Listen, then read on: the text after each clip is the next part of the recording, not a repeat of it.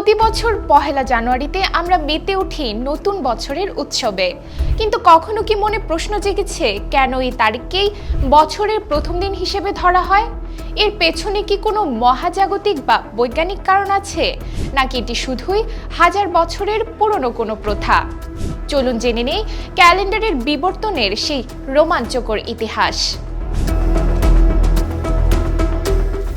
নতুন বছরের সূচনার গল্পটা জানতে আমাদের ফিরে যেতে হবে প্রাচীন রোমে। ইতিহাসের শুরুতে দেখা যায় আদি রোমান ক্যালেন্ডারে বছর শুরু হতো পহেলা মার্চ থেকে। তখন বছরে মাস ছিল মাত্র 10টি আর মোট দিন ছিল 304টি।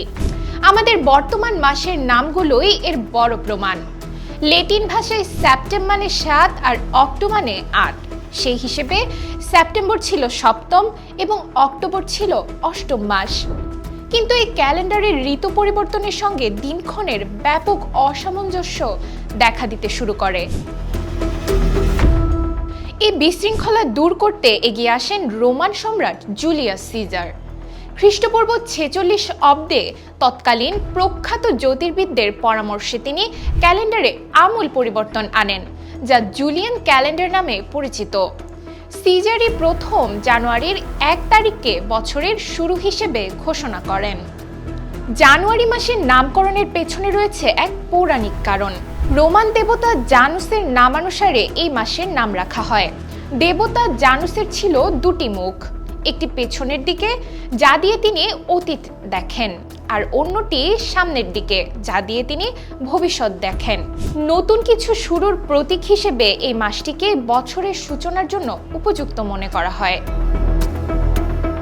তবে রোমান সাম্রাজ্যের পতনের পর মধ্যযুগে ইউরোপের অনেক দেশ আবারও পহেলা জানুয়ারিকে বছরের শুরু হিসেবে মানতে অস্বীকার করে।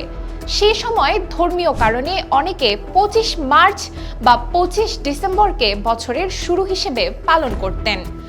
অবশেষে 1582 সালে পোপ ত্রয়োদশ গ্রেগরি ক্যালেন্ডারের ত্রুটিগুলো সংশোধন করে গ্রেগরিয়ান ক্যালেন্ডার প্রবর্তন করেন।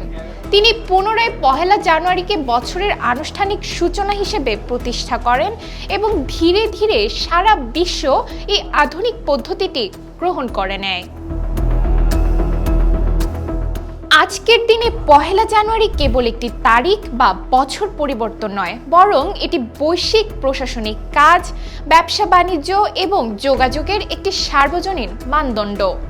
যদিও বিভিন্ন সংস্কৃতিতে পহেলা বৈশাখ বা চীনা নববর্ষের মতো নিজস্ব উৎসব রয়েছে, কিন্তু পহেলা জানুয়ারি বিশ্বজুড়ে আমাদের এক সুতোয় বেঁধে দেয়। এটি মনে করিয়ে দেয় সেই দেবতা জানুসের কথা।